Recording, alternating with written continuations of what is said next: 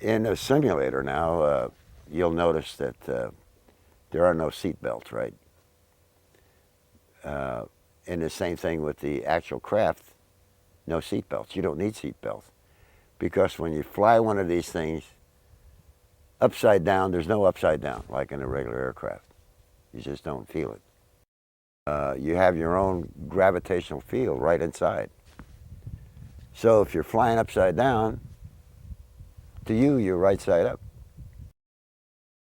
There weren't any windows. The only place we had any visibility at all, and it was done with cameras or video type things at that time, was in the turret section. It takes a lot of time because of the area and the smallness of it. Just to raise your hand, it becomes complicated. You have to be trained with your mind, you know, to accept what you're going to actually feel and So there's some experience. perceptual distortion. There's a lot of distortion, yeah. Yeah.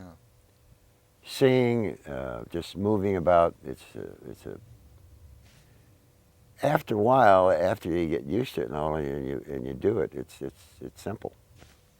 You got to know where everything is, you know, and you got to understand what's going to happen to your body. It's no different than, you know, accepting the G-forces, you know, when you're flying a aircraft or coming out of a dive, you know, and that kind of thing.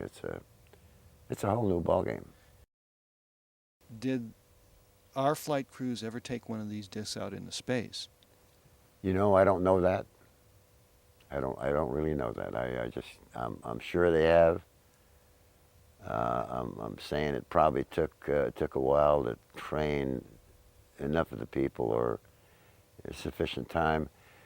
The whole big problem with this, with the disc, is that it's so exacting in its design and so forth, and it can't be used, it can't be used as a like we use aircraft today with dropping bombs and you know, having machine guns, you know, in the wings and that kind of stuff.